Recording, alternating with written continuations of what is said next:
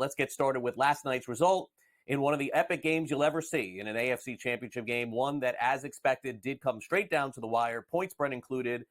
They're back again. The Kansas City Chiefs are headed to another Super Bowl with an opportunity to become the only team in the history of the NFL to win 3 straight.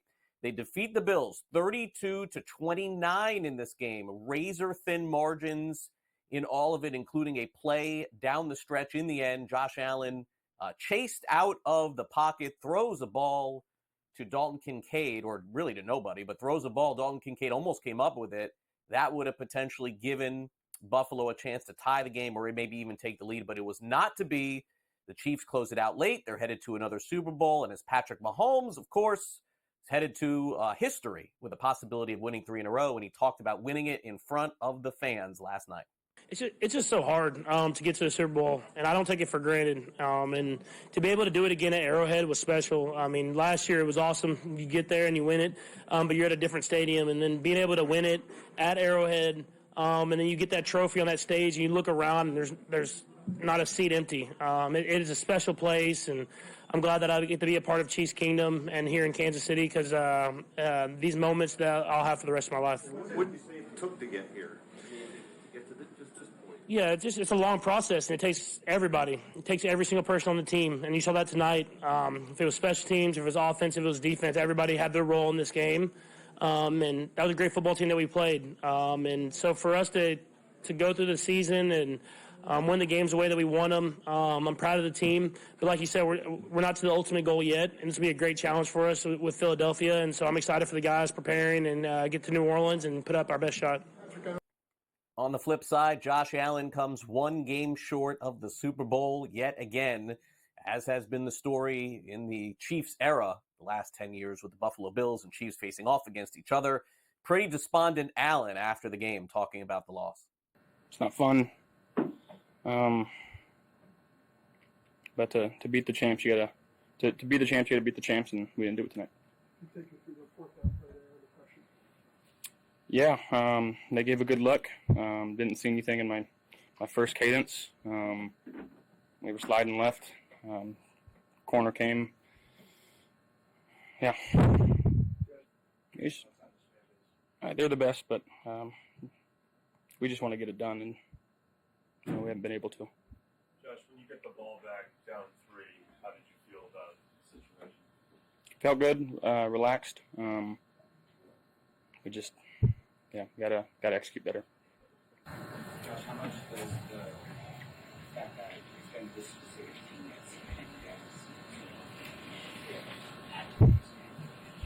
Well, they've ended a lot of team seasons too. And it's a good squad. They had a good plan tonight, and again, they made more play than we did. Really close finish there. Very exciting right down to the end. I'll be curious to see what the ratings are for that one. All right, the Cinderella story for the Washington Commanders officially comes to a screeching halt in Philadelphia. They just couldn't stop the Eagles, couldn't stop Saquon Barkley. Jalen Hurts looked like the Hurts of old. 55-23 the final. Was close for about 2 quarters, and then the Eagles ended up pulling away. Barkley, several touchdowns in this game. Hurts, several touchdowns in this game. And it was a pretty definitive win as the Eagles will now head back to the Super Bowl to take on the Kansas City Chiefs and their former head coach, Andy Reid. But needless to say, the head coach currently of the Eagles, Nick Sirianni, super excited to be headed back to the spot, but this time looking for a win. Yeah, this game is about overcoming adversity. There's going to be good plays in the game. There's going to be bad plays in the game. There's going to be good moments in a season. There's going to be bad moments in a season. And it's about overcoming and embracing the adversity, because really what we've talked about as a team is like adversity. We've all had to have adversity to be in this moment as where we are right now. And so adversity is what makes you who you are. And it's been the story of, the 2023 to the 2024 Eagles is as bad as feeling we had as how last year ended. I think it makes you who you are. These guys are hungry, and we got one more to go. What was your message to the team in the locker room? I don't know. Everyone was kind of flowing in. It was just basically what the schedule was. Kind of what our message has been all year is tough, detailed together. mentally and physically tough, detailed with our fundamentals, detailed with being on the same page, detailed with that, and then together, right? Because, again, it's not the best groups of individuals that wins. You got to become a team. We got one more to go. And the Chiefs currently a 1.5-point favorite over the Eagles in the upcoming Super Bowl, total 49.5. Rest of the news of the National Football League, a new head coach for the Dallas Cowboys, as was announced over the weekend. It is Brian Schottenheimer, goes from offensive coordinator to the head coach of the Cowboys. The Seahawks have hired Clint Kubiak as their new offensive coordinator. He was with the Minnesota Vikings in 2021 and the Saints this past season. Darren Mogi leaves the Broncos. He joins Coach Aaron Glenn as the new general manager. He is 39 years old and now the third youngest GM in the National Football League. And the Bears have hired Declan Doyle, Broncos tight end coach, as their offensive coordinator. Of course, Ben Johnson will be doing a lot of the offensive game planning, I would guess, going into next season.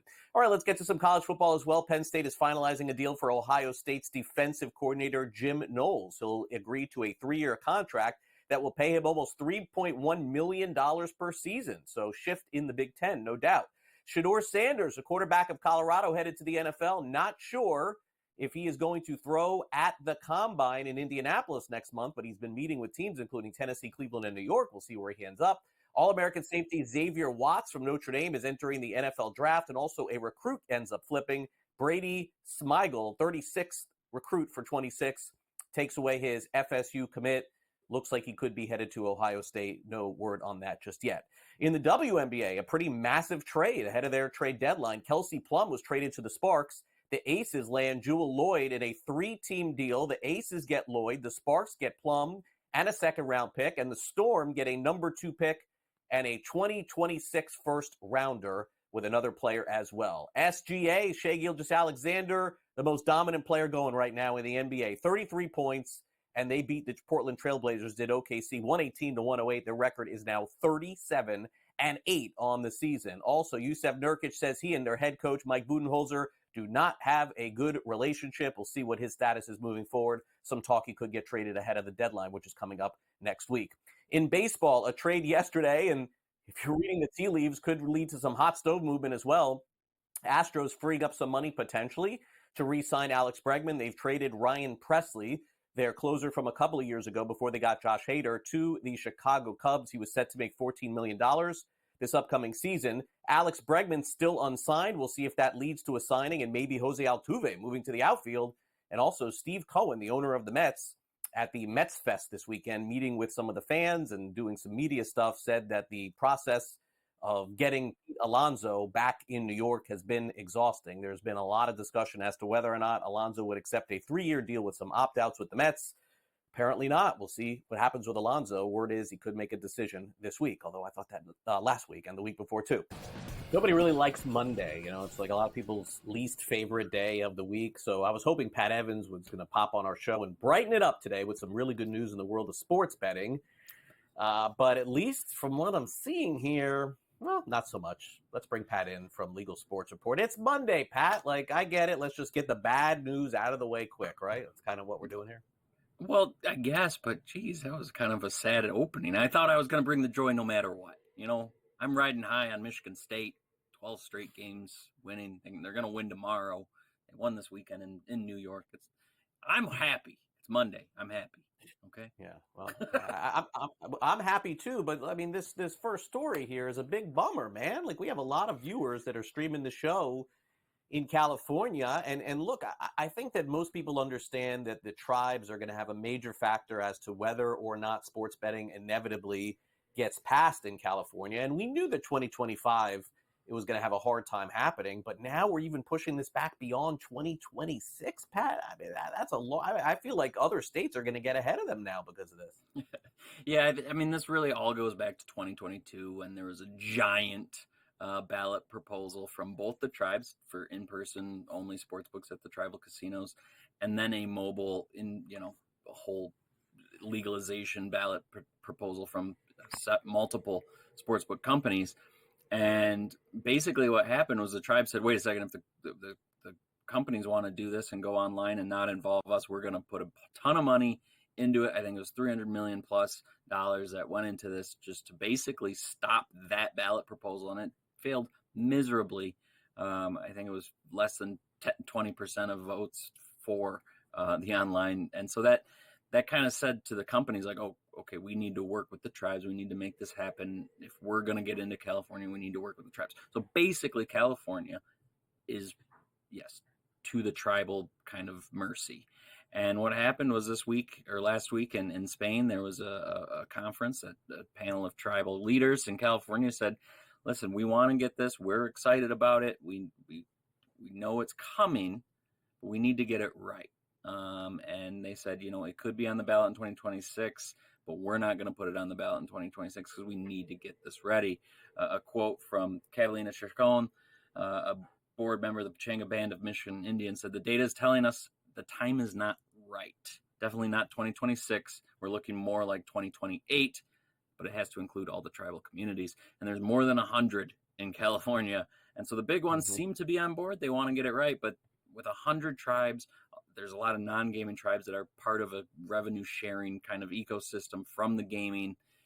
They all need to get on board. That's what the tribal leaders are basically trying to do right now, is get everybody on board, say, hey, let's do this. Let's do it the right way. They also recognize that this is going to have huge implications for any potential online casino movements in California. So they're kind of weighing that too. They just don't want to legalize sports betting and say, oops, we forgot about that component that's coming down the pipeline at who knows when.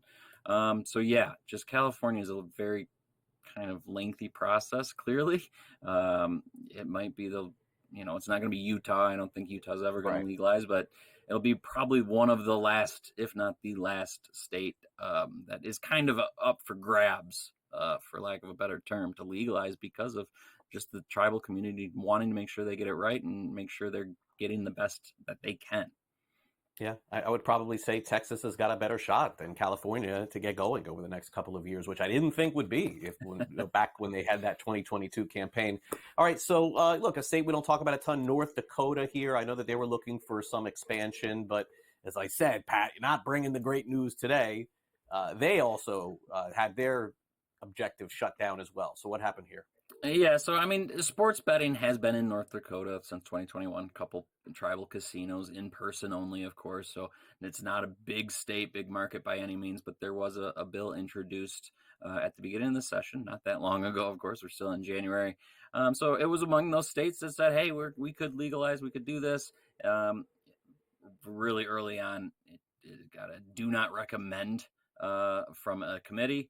Went to the floor and overwhelmingly voted against. So it's on the sidelines. North Dakota will remain without statewide sports betting. This was a full online kind of bill to legalize it. And it's interesting because, I mean, yeah, Minnesota doesn't have legalized sports betting. South Dakota has sports betting in their little Deadwood community down in the southwest side of it. Right. So they're not really, Montana, I guess, sort of does. Mm-hmm. So they're not really, bordered by anybody. So it is a really interesting state. Again, not a big population, not a big market. So I don't think the sports betting industry is too upset. They're not in there. So yeah, just another state that had just kind of, I guess, to your point, something positive for the industry, which we haven't had a lot legislatively in the last couple of years. This isn't it. So yeah, North Dakota sitting on the sidelines again this year after, not even a valiant effort, I suppose. All right. So the story to watch in 2025, definitely the story of the partnership between one of the sports books and the airlines. And, when this broke a couple of weeks ago, we thought, really what's going to happen with this? Really seems like the more I'm reading, the more that the airlines would like to get sports betting in the air going. And I think it's going to take some time because, again, you're flying over different states. They have different legal and not legal places that you can do it. It almost, Pat, reminds me of these cruises where you used to be able to bet where you took offshore and then you could bet all you wanted, and then as soon as you came back you couldn't bet anymore. It reminds me a little bit of this too, and I wonder what ends up happening with this. Yeah, so here we have a bill in Connecticut that was filed, and I think it is a little prematurely because of some things I'll get into in a second. But basically, this bill was filed. I think probably a little bit in response to the DraftKings and Delta partnership, which we'll talk about kind of the little details in a minute. But basically what it does was any flight originating or ending in Connecticut borders, you can bet. But the problem with that is betting on airplanes is illegal federally due to some old acts. So I don't even know if this could supersede that. That would probably, I don't know if anybody would even care to take it in court. It probably just wouldn't be offered by the sports books because they want to try to stay on the up and up in all their other markets. So we'll see what happens there. What's interesting is the DraftKings Delta announcement. We still don't know a ton about it. It was announced by the Delta CEO at CES. It sounds like real gambling, real money gambling, just kind of games would be implemented. You know how you could in their seatback, or even the app seatback entertainment councils. They have all sorts of games you can play, poker and whatever. It's not for real money. I think that's kind of what they're toying at right now. U.S. airspace is a whole lot different than international waters. I think I do like your analogy, but it is a little different. And cross-border sports betting is a little problematic, I think, in that sense as well at the federal level. Right. So, a lot of weird kind of loopholes to get. It is interesting to see a state lawmaker already saying, hey, this is kind of fun. Let's try to see if we can get a little bit more tax money out of this, because I think 1% of that revenue would go to public education in Connecticut. So it is an interesting bill. We'll see if it moves at all. But of course, to your point, we have a lot more to see how sports betting in the skies develops, if at all. I think we could certainly see other partnerships emerge between sportsbooks and airlines. Much like we saw in the early days, the sportsbook partnerships with sports teams. This is still a potentially good consumer acquisition point. Yeah, it could be, and maybe set up for the future. It's a great point, Pat. Maybe not for now, but just to get something rolling to see what happens. That seems like the world of sports betting lately. Pat, thanks again for coming on Newswire and ending on a cheery note, I may add, too. Thanks again. Thanks as always, Craig.